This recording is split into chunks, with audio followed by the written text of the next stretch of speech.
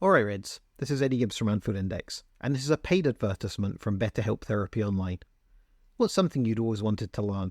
Remember back when you were a kid, always curious, always discovering something new. Now think about this, as an adult, do you still spark that joy of learning new things? Whether it's gardening, picking up a new language, or maybe mastering bowling to outshine your best friend, it's essential to keep that spirit alive. And guess what? Therapy can be a fantastic way to reconnect with your inner student, your sense of wonder. Because truly, the back-to-school vibe isn't just for kids or young adults, it's for everyone at any stage of life. Now, I haven't used BetterHelp myself, but I've seen firsthand how therapy can dramatically shift perspectives. It's not just about heavy issues, it's about enhancing your everyday life, learning to cope better with daily stress, setting healthy boundaries, and empowering yourself to be the best version of yourself. It's a space where anyone can benefit from a little extra insight and support. So why BetterHelp? Well, it's therapy that fully adapts to your timetable, and it's all online. Just fill out a brief questionnaire and they'll match you with a therapist. And if you feel the need to change therapists, you can switch anytime without an extra charge. How's that for flexibility? With over 5,000 therapists in the UK, BetterHelp offers a wide variety of specialists ready to help you rediscover your curiosity and tackle new challenges. Visit betterhelp.com/index today. There's a bonus. Get 10% off your first month. Remember, that's betterhelp.com/index. Rediscover your curiosity with BetterHelp and keep on learning no matter where you are on life's journey. This episode is brought to you by Microsoft Azure. Turn your ideas into reality with an Azure free account. Get everything you need to develop apps across cloud and hybrid environments, scale workloads, create cloud-connected mobile experiences, and so much more. Discover what you can create with popular services free for 12 months. Learn more at azure.com. That's AZURE.com. And sign up for a free account to start building in the cloud today. Thanks for choosing this free Anfield Index podcast. If you'd prefer to listen to this or any of our other shows without adverts, then now's the time to check out Anfield Index Pro. With AI Pro, you can supercharge your entire listening experience. You'll not only get all of our podcasts without the ads, but you'll have them far faster with our Quick Publish feature available exclusively for subscribers. AI Pro also puts you in the heart of our sound studio, with an option to listen to many of our shows live and interact with the podcasters in real time as the shows are recording. Upgrading couldn't be easier. AI Pro is available on all popular podcast platforms. Just head on over to AnfieldIndexPro.com and get started today. Hello and welcome to Daily Red, your lunchtime catch-up on all things Liverpool FC on a Monday where we're getting ready for real football to return after this international nonsense comes to an end. On Friday, obviously, Liverpool mourned the loss of the great Ron Yates. I know Dave Davis has spoken about his passing and what Ron meant to the club and to the fan base and to the lore of Liverpool. And there's nothing else really for me to talk about in that regard. Everybody knows by now how important Ron Yates was as one of the building blocks for Bill Shankly when Liverpool were in the second division. Shanks had been at the club for about a year and a half, just over, when he brought Ron Yates to the club, and that was sort of the catalyst to push us into the top flight, to go on and win the first division as it was back then. Ron Yates won 2 league titles with us, won an FA Cup, was part of the first Liverpool team to play in the European Cup. Just a legend of the club. And everybody knows the history and everybody can look it up. But for me, it's not just about what he did on the pitch. It's not just about the success he was part of. It's part of the fabric of the club. Like, as more modern fans, people will be familiar with great players coming and going from the club and certain signings that really lifted the level. Ron Yates was that in the past for us. But for me, the thing I always think of when someone mentions Ron Yates, it's not how good of a player he was or anything like that, because obviously he's a long time before my time or your time, and it's very hard to find quality footage of Liverpool in the early to mid 60s. You can find stuff from the late 60s and then from his, kind of final season or so. But the one thing that always sticks with me, well, there's actually two things. Number one, how on earth did that man only win 2 caps for Scotland? How is it that Ron Yates and Alan Hansen, between them, won so few caps for Scotland when Dross has won lots of caps for Scotland over the years? But number two, it's just the story of Shankly walking up to a group of assembled journalists who are waiting to meet the new signing and talk to the new signing, and just saying, go in and walk around him. Like, this idea that this man was just larger than everybody else. And he was 6'2". He was built like a tank, but he was 6'2". It's not like he was the mountain. But just the reverence of Shankly saying to them, go in and walk around them. It's kind of awe-inspiring. And it's the kind of thing you think of with someone like Virgil. It'd be a long walk around Virgil. He's a big, big guy. And that's always what I think of with Ron Yates. So may he rest in peace, an absolute icon of Liverpool Football Club and someone that should never, ever be forgotten. One of our truly great captains. What else did we have over the weekend? Obviously, Caoimhín Kelleher made it very clear that he wants to leave Liverpool. And it's not surprising. I think everybody's known for a few years that Kelleher didn't have a long-term future at the club. He's never going to be number one at Liverpool. And if he had any ideas that he might someday become number one, if he stuck around long enough, that came to an end this summer when we signed Georgi Mamardashvili. So Kelleher's going to have to leave in one of the next 2 windows and join a club where he can play every single game, be their number one, and progress with his career. And nobody could possibly have any ill will towards that. Ultimately, footballers want to play or should want to play. If you find a player who's happy to be a squad player, who's happy to just hang around because he thinks maybe he can win medals sitting on the bench, that's not the type of player you want at your club, unless they're mid to late 30s and just trying to pick up some silverware at the end of their career. I'd have no issue with Scott Carson at Man City, for example. None at all. But if Scott Carson was 25, pushing 26 like Caoimhín Kelleher, then I would take issue with it. Kelleher's going to be 26 in November.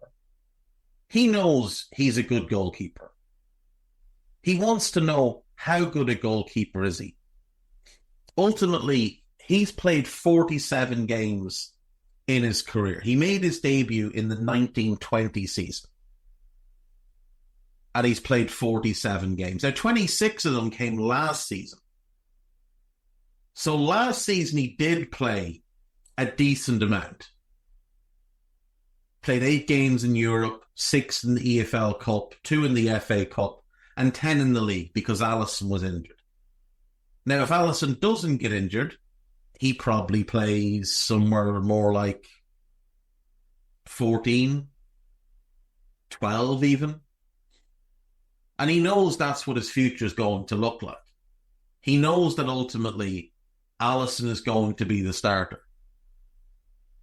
And now he knows that whenever Alisson does go, Mamardashvili is going to be the one who takes over. And this is Kelleher's real opportunity to establish himself as Ireland's number one, because Gavin Basunu, who sort of is the number one, is out injured. with the torn Achilles and unlikely to play this side of February, maybe even longer. And it'll take him time to get back up to speed. And Basunu is 3.5 years younger than Kelleher and has more caps than him and has played a lot more than him at club level, which is what allowed him to take the number 1 shirt. Whether you think Queeving's a better goalkeeper or not is sort of irrelevant. Basunu has been playing regularly. He's got a ton of games under his belt. And you even look at the other goalkeepers who are in the Irish setup, like Mark Travers is 7 months younger than Queeving Kelleher. But he's played 125 senior games, 77 for Bournemouth, 26 on loan at Weymouth, 8 on loan at Swindon, and 14 on loan at Stoke. He has played a lot more football than Queeving. Basunu has played an awful lot more. He's at 162 games. 6 for Shamrock Rovers, 32 for Rochdale, 46 for Portsmouth. They're both loans, and then 78 at Southampton. And obviously, like I say, he's a lot younger than Kelleher. So Queeving knows he has to be playing regularly. If he wants to play as bad at all as Ireland are, you still have to be playing somewhat regularly to get a starting spot. That's just going to be the situation. So he's got to go play. And he's a smart guy. He's also the type of guy, I'd imagine, looks around the Premier League, looks at the other goalkeepers in the league and thinks, I'm better than quite a few of these. So if we look at the Premier League and the goalkeepers in it, Arsenal have David Raya. Raya now is a better goalkeeper than Kelleher. Right now. But he's also quite a bit older and he's played a lot more. But if you project Kelleher out with, let's say, 35 to 40 games a season for the next 3 to 4 years, when he reaches 28, 29, I think it's very easy to see him being better than David Raya is now. He's not better than Emi Martinez. I don't know that he'll ever be as good as Emi Martinez, but Emi Martinez, at the same age Kelleher was sitting on the bench at Arsenal. And look what the move to Villa has done for his career. He's become widely viewed as one of the best goalkeepers in the league, one of the best in Europe. He's become number 1 for Argentina. He's become a World Cup winner and a Copa America winner. Now, unfortunately, Ireland will never win the World Cup and are very, very unlikely to ever win the Euros. So he won't have the international success, but at club level, he absolutely could get the same acclaim. He's better than anybody at Bournemouth. He's better than Mark Flecken at Brentford. I think Verbruggen is a better goalkeeper at Brighton. He's also a lot younger, but I think Verbruggen's a very special talent. He's better than Robert Sanchez. He's better than Jorgensen. He's better than Pender. He's better than Slanina. Now, 3 of them are quite a bit younger than him and have a lot of talent. But there's no way he's not looking at Robert Sanchez and thinking, I'm better than him. Now, he's never going to be number 1 for Chelsea because, well, why would they do something sensible? But, you know, I think he'll look at Dean Henderson and see a goalkeeper that he would view as comparable to himself. And Dean Henderson is a good goalkeeper. He's injury prone. He does make some mistakes, but so does Queeving. I think he'd look at Dean Henderson and see somebody of a comparable level. Pickford's England's number 1. Is he better than Kelleher? He's probably better in big moments, but he's also very error-prone. Very, very error-prone. I would say Leno is a better shot stopper, but Kelleher has a better all-round package. But Leno's very experienced and leads his defensive line quite well. He's certainly better than anybody at Ipswich. He's better than anybody at Leicester. He's not as good as the 2 at City. There's just no point in getting into that. He's just not. But Ederson's hugely overrated. He is still a better goalkeeper than Kelleher. And to City's credit, I do think they've got one of the better backup goalkeepers. Now, so do we, to be fair, in Kelleher. But I do think Ortega is one of the better backup goalkeepers around. He's also a lot older than Queeving, though. He's a lot more experienced. There's no reason Queeving couldn't go on to be a better goalkeeper than him, and I think he likely will go on to be a better goalkeeper than him, but for now he's not. I would rather have Queeving Kelleher than Onana. I think Onana's ceiling is higher than Kelleher's, but his floor is much, much lower. He will throw away a lot of games through a season. Nick Pope is better than Kelleher. Nick Pope's also a lot older. Was he as good as Kelleher at the same age? Maybe, maybe not. He's better than any of the ones at Forest. I'll skip Spurs, I've said Hampton and come back to them. He's not as good as Vicario. He's not as good as Areola. I would say he's comparable to Sam Johnston, who's just gone to Wolves. Again, Johnston might be a slightly better shot stopper, but Kelleher is a good shot stopper in his own right. Kelleher is probably a bit better with his feet, but Johnston has more command of his defensive line. But again, he's a lot older and a lot more experienced. But there's quite a few teams there where Kelleher could absolutely go and be number one. Bournemouth, Brentford, Ipswich, Leicester, Nottingham Forest. He could go to any of them and be number one. Southampton's an interesting one. Obviously, they have Basunu, but he's out injured. And they made the really strange decision to go and spend a large amount of money on a very, very mediocre goalkeeper in Aaron Ramsdale. Now, Ramsdale on form is probably a little bit better than Kelleher at the moment, but a lot of that comes down again to experience and just reps and minutes played. The issue with him is his ceiling might be a little bit higher than Kelleher at the moment, but his floor is much, much lower. Like, he's a very, very inconsistent goalkeeper. And he, like Onana at United, will cost you games across the season, which I don't think Kelleher will do. Connection is a healthy and essential aspect of our daily lives. From a warm hug after a hard day to kind words just when we need them, these gentle moments give us an understanding of life's true meaning. But when the ability to connect is interrupted by the hustle of daily life and to-do lists pile up next to the worry of who needs school supplies, sometimes making decisions about our health and the well-being of our loved ones can take a back seat. When it comes to those we care for, vaccines are one of the greatest public health success stories, and along with other measures, are one way to help prevent certain diseases. At Merck, we envision communities where families, healthcare providers, local organizations, and advocates work together. Health equity happens when every person, regardless of age and ethnicity, in every community, has fair access to healthcare, including the vaccines they need. For more information, please visit whyvaccines.com. But they're out of the mix. I do think he would have made more sense for them than Ramsdale, but I'm glad he didn't go there because I think they're going to get relegated.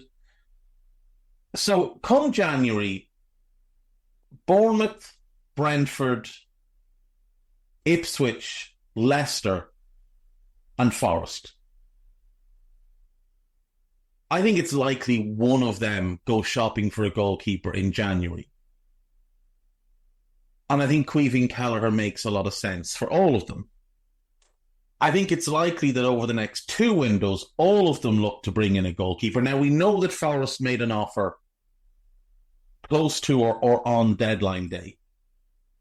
We know that that happened. Paul Joyce reported that. And apparently it was a strange offer. It started off as a cash offer and then sort of morphed into a less cash, but Matt Turner offer, which is just horrendous. Like, go away with that sort of stuff. But I do wonder if there's players there that we would like, that maybe we could use Kelleher to go and get. Now, we have, in the past, been credited with interest in Eberechi Eze. Eze is a tremendous player, and I would love to see him at Liverpool. And I could see him fitting really well on the left as that left-sided /10 kind of hybrid, drifting in field, getting involved in build-up, but also been able to hold some width, also been able to beat a man, also been able to supply quality from wide areas. But I think Morgan Gibbs-White could do that every bit as good, if not a little bit better. And I wouldn't be against us maybe looking at Kelleher plus cash for Gibbs-White. I think Gibbs-White's one of the best creative passers in the league, personally. The other one then, well, actually, there's two others. I love Danilo. I think he's outstanding, and I think he'd fit really well at the base of our midfield. I think if you were rebuilding the Klopp midfield and you wanted stylistically similar players to what we had, I think he would be your Ginny more than your Fabinho. But I also think Arna would prefer a Ginny than a Fabinho. I know people like to bash Ginny for, always passing it sideways, but that's not the truth of what happened at all. If you look at so many of our counter-attacking moves, the first outlet was Ginny, and he was sweeping the ball quickly on to Sadio or Mo or a rampaging Ox or Emre or whoever, or into Bobby's feet. Danilo's more of a progressive passer than him, and he's tremendous defensively. He was part of a brilliant Palmeiras team with Abel Ferreira. Won 2 Copa Libertadores, won a Brazilian Serie A title. Now, he's out with a horrific ankle injury. I don't know when he's going to come back. That might be one to maybe explore next summer. But for January, it's not an option. Gibbs-White could be an option, but there might well be an uprising in Nottingham if they sold him, even though I think it's a move that would make sense, potentially. The other one then is Murillo. Murillo would fit that left-back, left-side centre-back hybrid type of role that we've talked about for Inacio, Hincapié, Lucaba, Bastoni, Calafiori, and all the rest of them. He would fit that role really well, and he is very, very good. 22, built like a tank. He's a great passer of the ball. He's a good dribbler, can carry the ball into midfield. He's a good defender, reads the game pretty well, takes instruction really well, which would be important playing next to Virgil. You could see him playing that Gvardiol type of role, that Nathan Aki type of role. So Kelleher plus cash for him, again, maybe something that becomes of interest as a, the left-footed Gertruda type thing. Could make some sense. But Forest is probably the club to keep the most close eye on in terms of goalkeeper performance, with the idea of where will Caoimhín Kelleher go. They're one that makes probably the most sense. Ipswich just spent a lot of money this summer, so I don't know that in January they'd have the money to necessarily go and get Kelleher. They might look to do something more like a loan with an obligation if they stay up, which maybe will suit us, if you can, because you could potentially get a slightly higher fee that way. Don't really want him going to Leicester because he'd have to play behind Wout Faes, which, we don't want to traumatize the poor fella. We've done really good deals with Brentford this past summer, so maybe there's an open line of communication there. And Mark Flecken, frankly, isn't very good. So maybe Kelleher to them. Bournemouth brought in Kepa on loan. Now, look, the very, very best version of Kepa is better than Caoimhín Kelleher, but the very, very best version of Kepa is somewhere wandering in the mountains of Bilbao trying to find Martin Zubimendi, I'd imagine. He never made it to England. Whatever it is that Chelsea bought from Athletic Bilbao all those years ago, that being left all of its talent in the Bilbao region, in the Basque country. I don't know if they'll look to buy a goalkeeper in January, but maybe they would. If Kepa's poor, it's possible that they will. But I definitely think there's a group of clubs there that could show interest in January and almost certainly will have interest next summer. And he's been now very clear multiple times that he does want to go and he does want to play as a first choice goalkeeper. Now, let's have a quick look at AnfieldIndex.com. See what's new. A breath of fresh air, what we've learned from Arne Slot's tenure so far. There is an injury update. A piece on Jarrell Quansah saying that the manager's decision to take him off against Ipswich was the right decision. A piece about Kelleher. There is a piece about Mo and reports that two European giants are now starting to show some interest in potentially trying to get him next summer. PSG, I mean, that one's long been talked about. And Juventus. Juventus is the other one. It would disappoint me if he went to Italy from a competitive standpoint.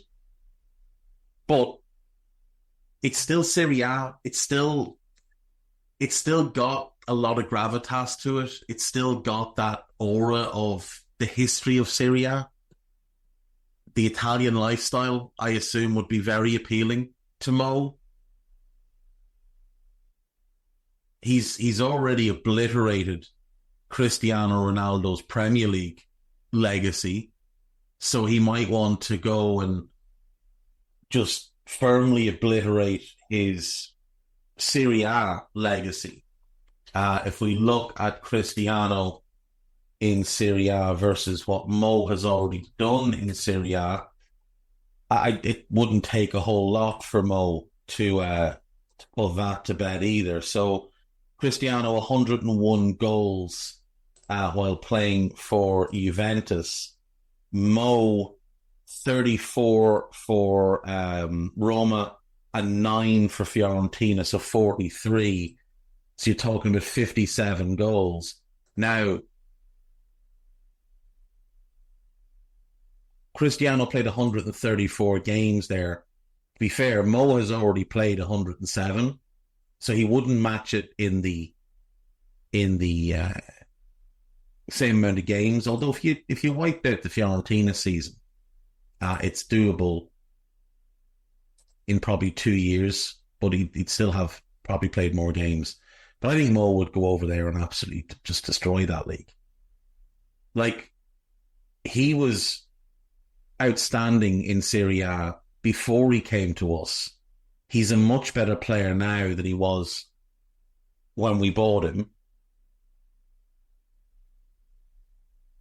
He might just see that as a nice little mark on his career, that I'll go there, I'll have a better Serie A legacy than him, I've got a better Premier League legacy than him,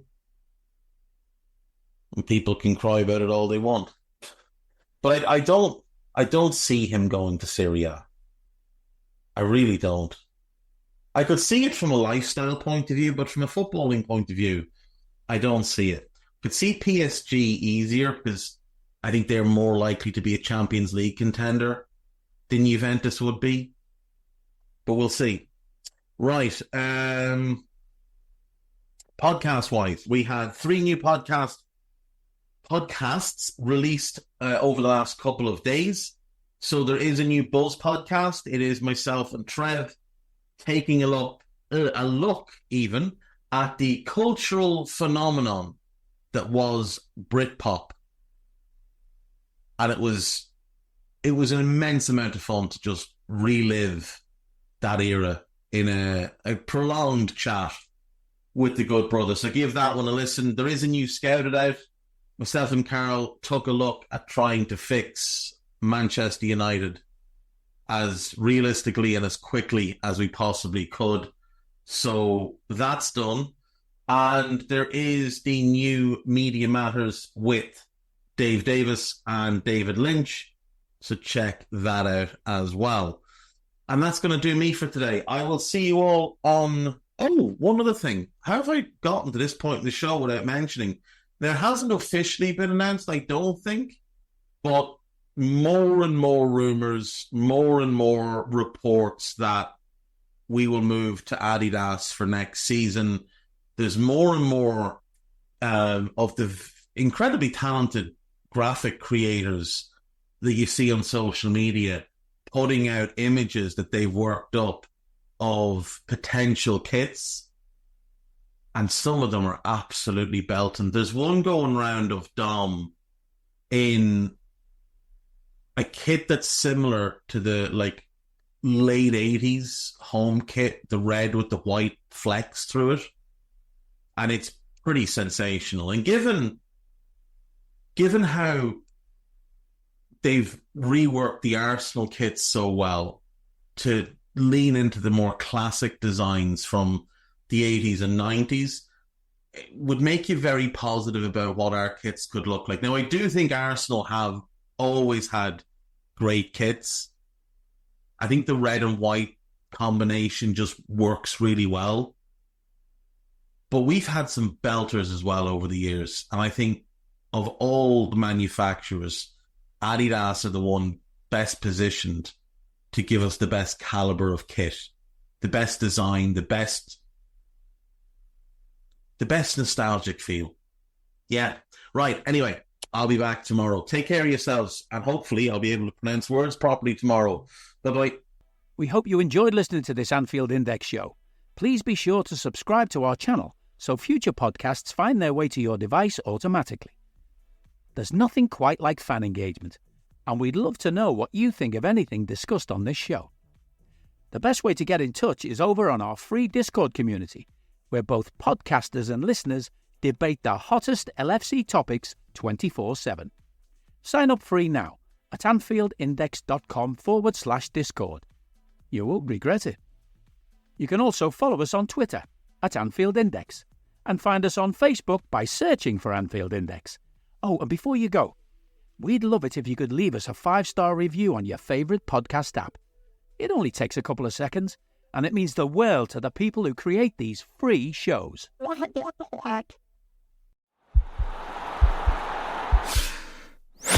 This podcast is part of the Sports Social Podcast Network.